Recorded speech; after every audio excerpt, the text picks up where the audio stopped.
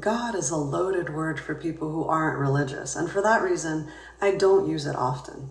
But several months ago, I had a profound experience during a meditation, and I want to share it with you.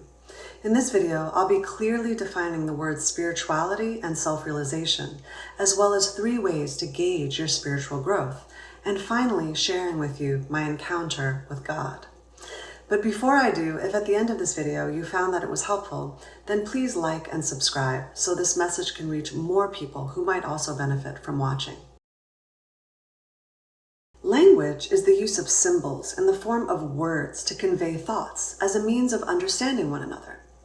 These symbols can be fantastic pointers to the truth, but in and of themselves, they are just symbols. All of us have lots of different associations with words. It's a wonder that people can ever clearly communicate with one another. Experience, on the other hand, gives us certainty of understanding because we've gone through it. It's why people with similar experiences can share an understanding that is much deeper than people who haven't experienced what someone else has.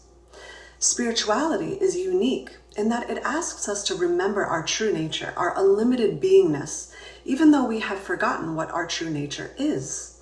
All of us are already enlightened, but we have decided to forget, decided to believe the story of separation.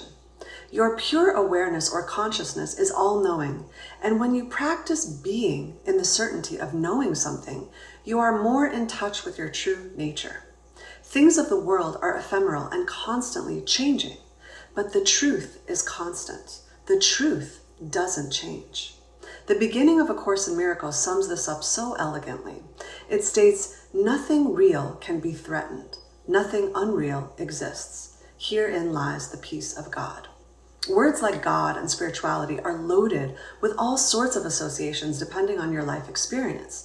It's impossible to define God. I know that what I experienced 3 months ago was God because I know it to be true with every fiber of my being. But to try to define something that is inherently ineffable is futile. That said, I will do my best to use language to get across the profound realizations I had from my encounter. First, I want to define 2 words that are commonly misinterpreted. The first is spirituality.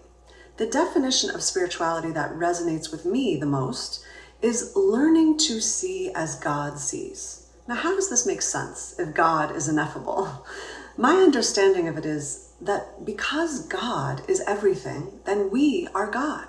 And so spirituality is the practice of remembering our true nature, our own divinity, and seeing that divinity in everything. The other word that is commonly misunderstood is self-realization. Our awareness is always there because it is God. But becoming self-realized is simply being in a state of permanent awareness of our true nature.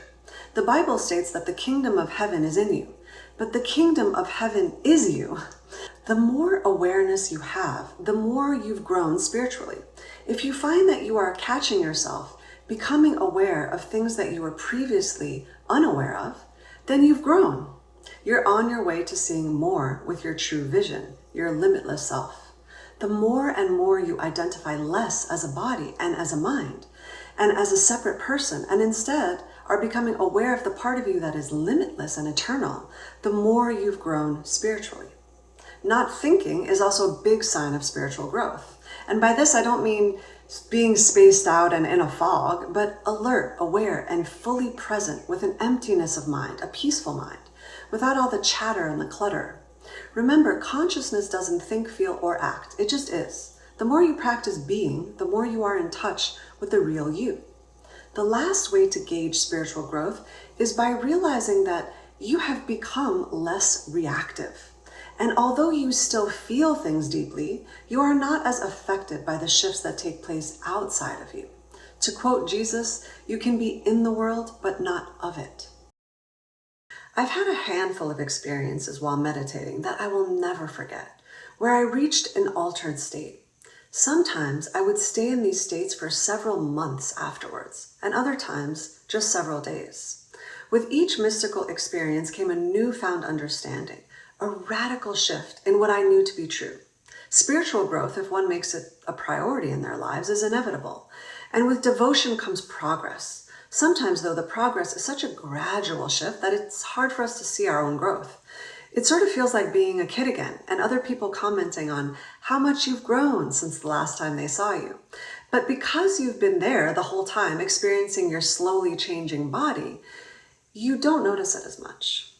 Mystical experiences are such a gift because the veil of illusion is lifted and you see the truth of what is. You don't only see it, you know it. But because they are glimpses, we have to be careful not to become attached to them. We are not our experiences, but our experiences can serve as good reminders of the truth. One of the most intimate experiences that I've ever had with God happened to me several months ago. Before meditating, I asked to experience God. I had been practicing feeling one with everything during my meditations, but what I really wanted was to know God. I was wanting so much to feel the presence of God. I asked so vehemently, so earnestly, in a way that I have never asked before. Several minutes into my meditation, I was in an altered state, which is really hard to describe with words, but I felt and experienced what I knew with all of my being to be God. This presence is as close of a word as I can find for it, was so full of grace, so full of peace, so full of love, so vast that all I could do was weep. I felt completely accepted by it because it didn't have a speck of judgment. I felt so completely cared for and loved unconditionally. I realized that I had always been and will always be taken care of, and that all of my pain, worries, and fears were simply illusions. My perception of myself and the world had been so skewed. During this experience, I had no sense of having a body or being a body. I also felt like I was in a dark space, a place of nothingness or no matter. All there was this presence of God, and it felt so intimate. There was nothing it didn't know about me. There were two things I understood that I will never forget about that experience.